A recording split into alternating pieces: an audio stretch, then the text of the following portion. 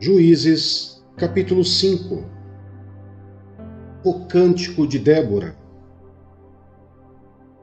Naquele dia, Débora e Baraque, filho de Abinoão, entoaram este cântico. Consagrem-se para a guerra os chefes de Israel. Voluntariamente o povo se apresenta. Louvem o Senhor. Ouçam, ó reis, governantes, escutem. Cantarei o Senhor, cantarei. Comporei músicas ao Senhor, o Deus de Israel. Ó Senhor, quando saíste de Seir, quando marchaste desde os campos de Edom, a terra estremeceu, os céus gotejaram, as nuvens despejaram água. Os montes tremeram perante o Senhor, o Deus do Sinai, perante o Senhor, o Deus de Israel. Nos dias de Sangar, filho de Anate, nos dias de Jael, as estradas estavam desertas, os que viajavam seguiam caminhos tortuosos. Já tinham desistido os camponeses de Israel, já tinham desistido até que eu, Débora, me levantei. Levantou-se uma mãe em Israel. Quando escolheram novos deuses, a guerra chegou às portas, e não se via um só escudo ou lança entre 40.000 de Israel. Meu coração está com os comandantes de Israel, com os voluntários dentre o povo. Louve o Senhor.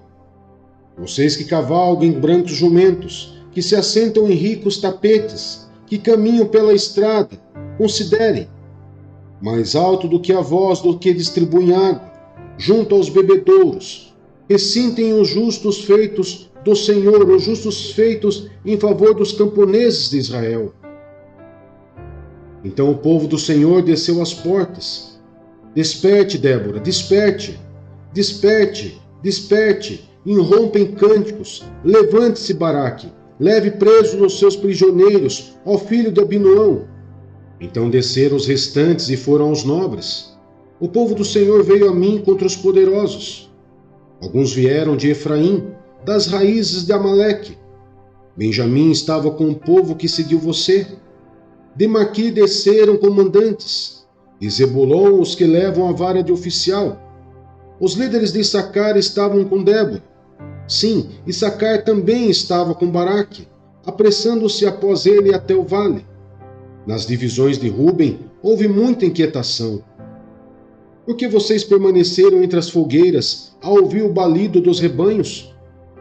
Nas divisões de Ruben houve muita indecisão. Gileade permaneceu do outro lado do Jordão. E Dan, por que se deteve junto aos navios?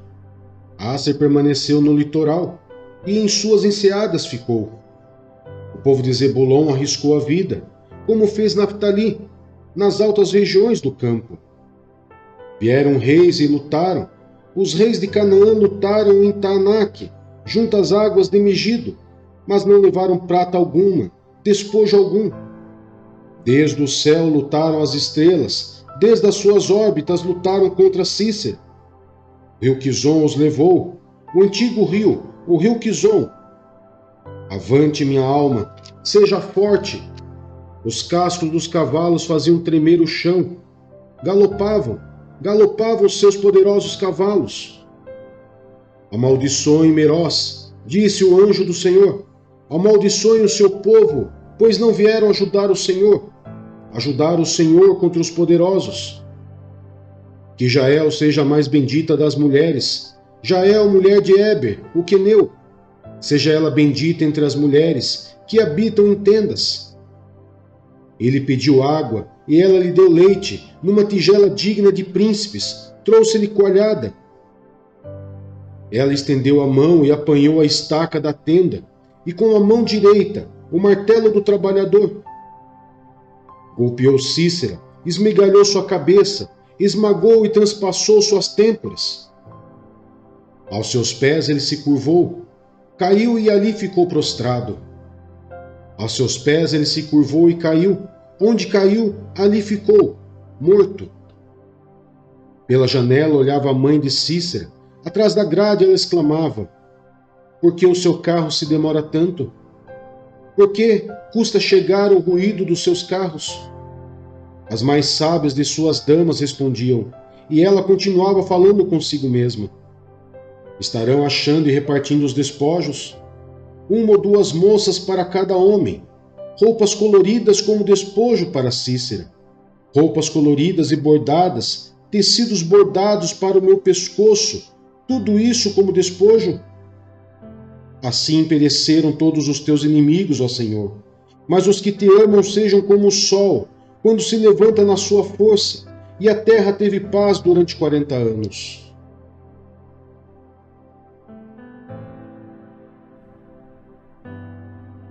Marcos, capítulo 9. E lhes disse: Garanto-lhes que alguns dos que aqui estão, de modo nenhum experimentarão a morte, antes de verem o reino de Deus vindo com poder. A Transfiguração. 6 dias depois, Jesus tomou consigo Pedro, Tiago e João e os levou a um alto monte, onde ficaram a sós.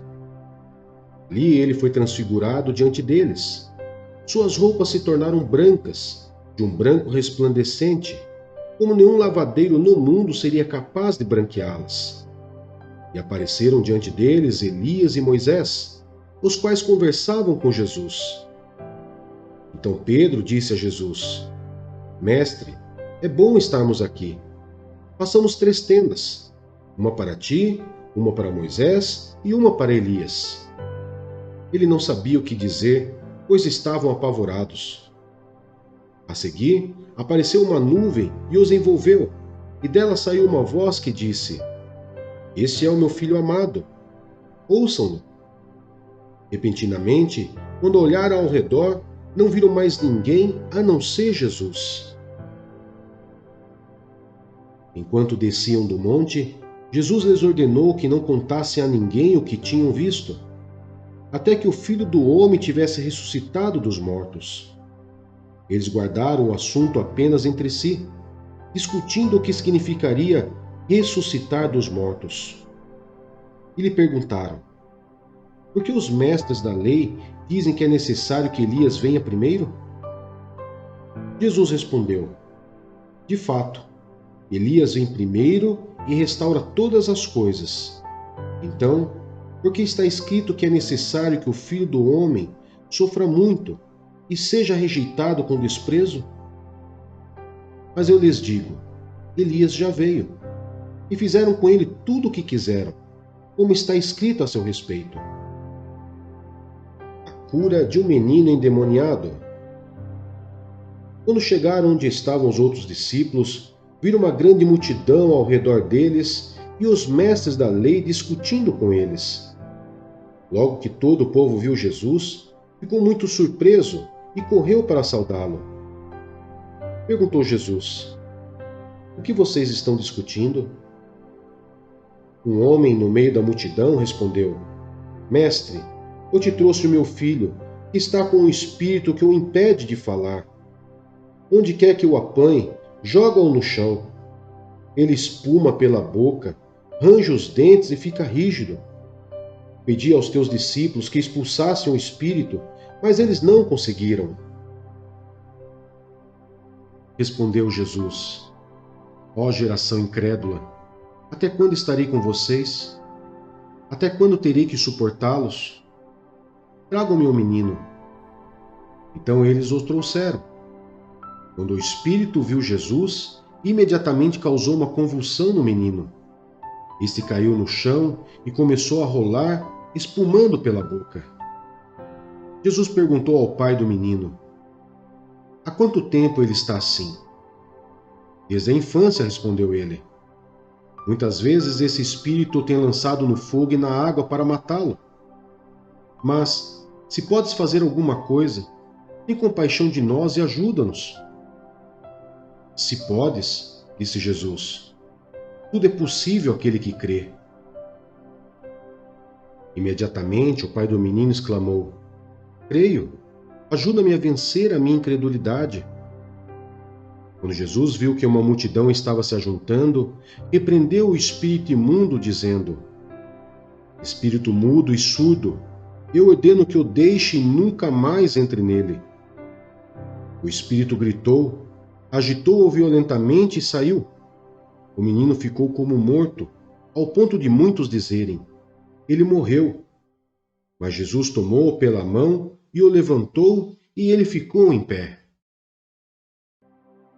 Depois de Jesus ter entrado em casa, seus discípulos lhe perguntaram em particular: por que não conseguimos expulsá-lo? Ele respondeu: essa espécie só sai pela oração e pelo jejum.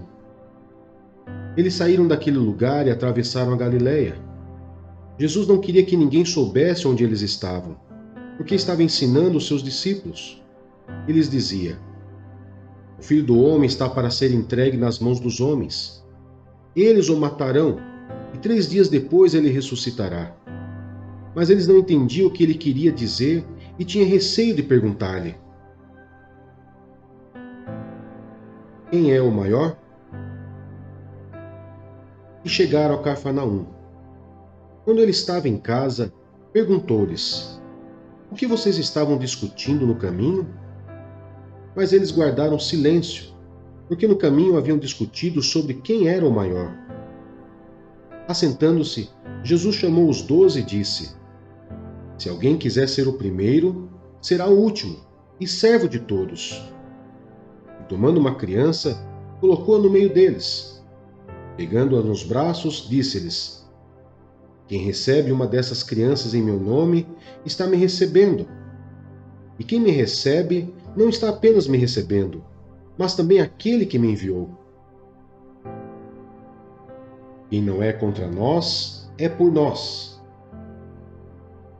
Mestre, disse João, vimos um homem expulsando demônios em teu nome e procuramos impedi-lo, porque ele não era um dos nossos. Não o impeçam, disse Jesus.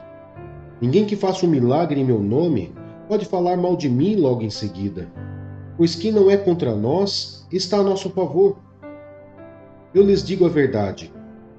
Eles deram um copo de água em meu nome, por vocês pertencerem a Cristo, de modo nenhum perderá a sua recompensa. A indução ao pecado. Se alguém fizer tropeçar um destes pequeninos que creem em mim, seria melhor que fosse lançado no mar com uma grande pedra amarrada no pescoço. Se a sua mão o fizer tropeçar, corte-a. É melhor entrar na vida mutilado do que, tendo as 2 mãos, ir para o inferno, onde o fogo nunca se apaga, onde o seu verme não morre e o fogo não se apaga. E se o seu pé o fizer tropeçar, corte-o.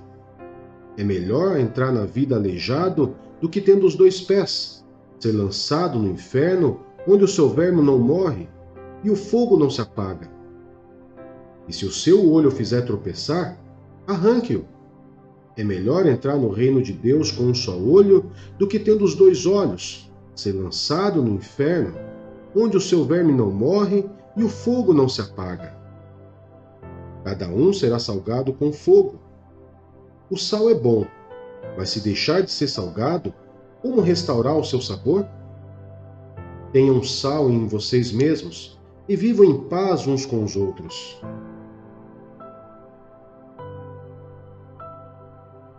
Jeremias, capítulo 22. Juízo sobre os reis maus. Assim diz o Senhor: desça ao palácio do rei de Judá e proclama-lhe esta mensagem. Ouve a palavra do Senhor, ó rei de Judá, tu que te assentas no trono de Davi, tu, teus conselheiros e teu povo, que passa por estas portas. Assim diz o Senhor: administrem a justiça e o direito, livrem o explorado das mãos do opressor. Não oprimam, nem maltratem o estrangeiro, o órfão ou a viúva, nem derramem sangue inocente neste lugar. Porque se vocês tiverem o cuidado de cumprir essas ordens, então os reis que se assentarem no trono de Davi entrarão pelas portas deste palácio em carruagens e cavalos, em companhias de seus conselheiros e de seu povo. Mas se vocês desobedecerem a essas ordens, declara o Senhor, juro por mim mesmo, que este palácio ficará deserto. Porque assim diz o Senhor a respeito do palácio real de Judá: apesar de você ser para mim como Gileade e como o topo do Líbano, certamente farei de você um deserto, uma cidade desabitada. Prepararei destruidores contra você, cada um com as suas armas. Eles cortarão o melhor dos seus cedros e o lançarão ao fogo. De numerosas nações, muitos passarão por essa cidade e perguntarão uns aos outros: por que o Senhor fez uma coisa dessas a esta grande cidade? E lhes responderão: foi porque abandonaram a aliança do Senhor, do seu Deus, e adoraram outros deuses, e prestaram-lhes culto. Não chorem pelo rei morto, nem lamentem sua perda. Chorem amargamente, porém, por aquele que está indo para o exílio, porque jamais voltará, nem verá a sua terra natal. Porque assim diz o Senhor acerca de Salum, rei de Judá, sucessor de seu pai Josias, que partiu deste lugar. Ele jamais voltará. Morrerá no lugar para onde o levaram prisioneiro. Não verá novamente essa terra. Ai daquele que destrói o seu palácio por meios corruptos, seus aposentos pela injustiça, fazendo os seus compatriotas trabalharem por nada, sem pagar-lhes o devido salário. Ele diz: construirei para mim um grande palácio com aposentos espaçosos. Faz amplas janelas, reveste o palácio de cedro e pinta-o de vermelho. Você acha que acumular cedro faz de você um rei? O seu pai não teve comida e bebida?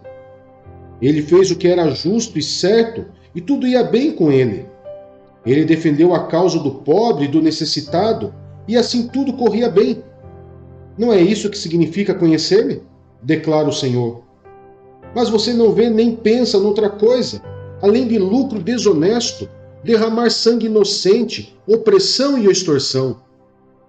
Portanto, assim diz o Senhor a respeito de Jeoaquim, filho de Josias, rei de Judá.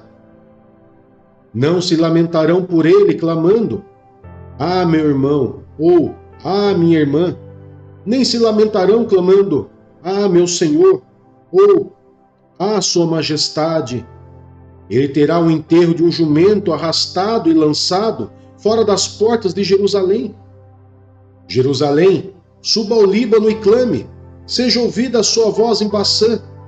Clame desde Abarim, pois todos os seus aliados foram esmagados. Eu a adverti quando você se sentia segura, mas você não quis ouvir-me. Esse foi sempre o seu procedimento, pois desde a sua juventude você não me obedece. O vento conduzirá para longe todos os governantes que conduzem você, e os seus aliados irão para o exílio.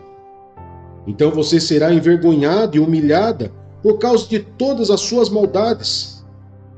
Você, que está entronizada no Líbano, que está aninhada em prédios de cedro, como você gemerá quando lhe enviarem as dores de parto, dores como as de uma mulher que está para dar à luz. Juro pelo meu nome, diz o Senhor, que ainda que você, Joaquim, filho de Jeoaquim, rei de Judá, fosse um anel de selar em minha mão direita, eu o arrancaria. Eu o entregarei nas mãos daqueles que querem tirar a sua vida, daqueles que você teme, nas mãos de Nabucodonosor, rei da Babilônia e dos babilônios. Expulsarei você e sua mãe, a mulher que lhe deu a luz, para um outro país, onde vocês não nasceram, e no qual ambos morrerão. Jamais retornarão à terra para a qual anseiam voltar. É Joaquim um vaso desprezível e quebrado, um utensílio que ninguém quer? Porque ele e os seus descendentes serão expulsos e lançados num país que não conhecem? Ó terra, terra, terra, ouça a palavra do Senhor.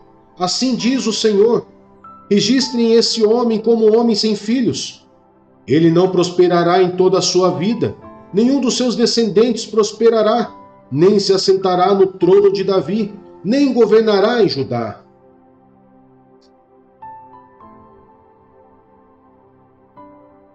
Atos dos Apóstolos, capítulo 11. Pedro explica-se perante a igreja.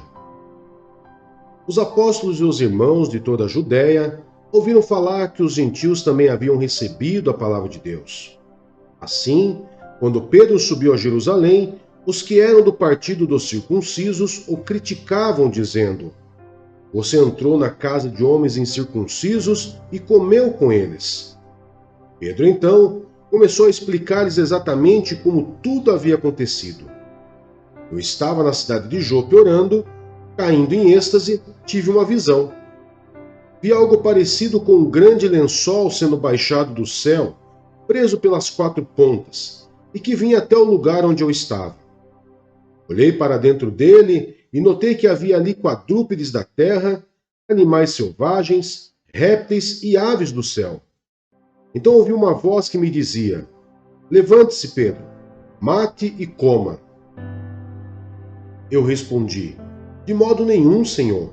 Nunca entrou em minha boca algo impuro ou imundo. E a voz falou do céu segunda vez: Não chame impuro ao que Deus purificou. Isso aconteceu 3 vezes, e então tudo foi recolhido ao céu. Na mesma hora chegaram à casa em que eu estava hospedado 3 homens que me haviam sido enviados de Cesareia. O Espírito me disse que não hesitasse em ir com eles. Esses 6 irmãos também foram comigo, e entramos na casa de um certo homem. E ele nos contou como um anjo lhe tinha aparecido em sua casa e dissera: Mande buscar em Jope a Simão, chamado Pedro. Ele lhe trará uma mensagem por meio da qual serão salvos você e todos da sua casa. Quando comecei a falar, o Espírito Santo desceu sobre eles como sobre nós no princípio. Então me lembrei do que o Senhor tinha dito: João batizou com água, mas vocês serão batizados com o Espírito Santo. Se, pois, Deus lhes deu o mesmo dom que nos tinha dado quando cremos no Senhor Jesus Cristo, quem era eu para pensar em opor-me a Deus? Ouvindo isso, não apresentaram mais objeções e louvaram a Deus, dizendo: Então, Deus concedeu arrependimento para a vida até mesmo aos gentios. A igreja em Antioquia. Os que tinham sido dispersos por causa da perseguição desencadeada com a morte de Estevão chegaram até a Fenícia, Chipre e Antioquia, anunciando a mensagem apenas aos judeus. Alguns deles, todavia, cipriotas e sirineus, foram a Antioquia e começaram a falar também aos gregos, contando-lhes as boas novas a respeito do Senhor Jesus. A mão do Senhor estava com eles, e muitos creram e se converteram ao Senhor. Notícias desse fato chegaram aos ouvidos da igreja em Jerusalém, e eles enviaram Barnabé a Antioquia.